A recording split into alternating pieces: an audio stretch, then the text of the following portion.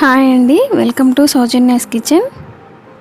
ఈరోజు చూపించబోయే రెసిపీ ఓవెన్లో పూస లాంటి నెయ్యిని ఎలా తయారు చేసుకోవాలో చూద్దామండి. ఇలా ప్రిపేర్ చేసుకున్నామంటే నెయ్యి కలర్ కూడా చాలా బాగా వస్తుంది, అలాగే పూసలాగా ఉంటుందండి. మీరు ఫస్ట్ టైం నా ఛానల్ని చూస్తున్నట్లయితే ప్లీజ్ సబ్స్క్రైబ్ చేసుకోండి. అలాగే వీడియో నచ్చితే లైక్ చేయండి, షేర్ చేయండి, కామెంట్ పెట్టండి.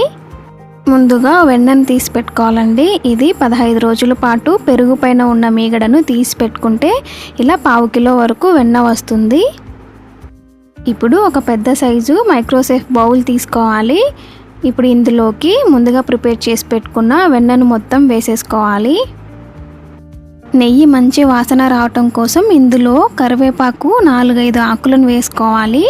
మీ దగ్గర కరివేపాకు లేకపోతే తమలపాకులు ఉన్నా కూడా వేసుకోవచ్చండి. ఇలా వేసుకోవటం వల్ల నెయ్యి మంచి స్మెల్ వస్తుంది, కలర్ కూడా చాలా బాగా వస్తుంది. ఇప్పుడు ఈ బౌల్ని ఓవెన్లో పెట్టేసుకొని మైక్రో మోడ్లో 10 నిమిషాలు టైంని సెట్ చేసుకొని స్టార్ట్ చేసుకోవాలి. మనం తీసుకున్న క్వాంటిటీని బట్టి మనం టైంని సెట్ చేసుకోవాలి. 10 నిమిషాల తర్వాత ఓపెన్ చేసుకొని ఈ బౌల్ని ఇప్పుడు బయటికి తీసుకొని ఒకసారి బాగా కలుపుకోవాలి. నెయ్యి 80% అయ్యిందండి. కింద వైపు బాగా ఇంకా వైట్గానే ఉంది కాబట్టి ఇలా ఒకసారి బాగా మిక్స్ చేసుకొని మరొకసారి ఓవెన్లో పెట్టేసుకోవాలి. ఇప్పుడు నెయ్యి తయారవటానికి ఎక్కువ టైం పట్టదండి, 80% అయిపోయింది కాబట్టి ఇప్పుడు ఒక 5 నిమిషాలు మైక్రో మోడ్లో పెట్టుకొని స్టార్ట్ చేసుకోవాలి. 5 నిమిషాల తర్వాత ఈ బౌల్ని బయటికి తీసుకోవాలి. చూడండి, కలర్ చాలా బ్రౌన్ కలర్ వచ్చింది. ఈ విధంగా కలర్ వచ్చిందంటే మనకి నెయ్యి తయారైపోయినట్లండి. ఇప్పుడు ఒకసారి బాగా కలుపుకొని మనం ఈ నెయ్యిని బాగా చల్లారబెట్టుకోవాలి.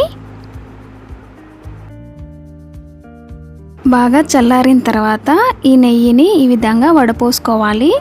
ఇలా ప్రిపేర్ చేసుకున్న నెయ్యిని మనం ఎయిర్ కంటైనర్లో పెట్టుకొని స్టోర్ చేసుకున్నామంటే ఏవైనా స్వీట్స్ తయారు చేసుకున్నప్పుడు వాడుకోవచ్చండి. చూడండి, ఓవెన్లో కూడా ఈ విధంగా మంచి కలర్ వచ్చేలాగా విధంగా పూస లాంటి నెయ్యి తయారవుతుందండి. ఇలా పూసలాగా రావాలంటే ఈ బౌల్ని రూమ్ టెంపరేచర్లో ఒక రోజు అంతా వదిలేసిన తర్వాత నెక్స్ట్ డేకి ఇలా పూస లాంటి నెయ్యి తయారవుతుంది. చూసారు కదండి, ఎంతో సింపుల్గా ఓవెన్లో తక్కువ టైంలో మనం నెయ్యిని తయారు చేసుకోవచ్చు. వీడియో మీకు నచ్చినట్లయితే మీరు కూడా తప్పకుండా ట్రై చేయండి. నచ్చితే లైక్ చేయండి, షేర్ చేయండి, కామెంట్ పెట్టండి.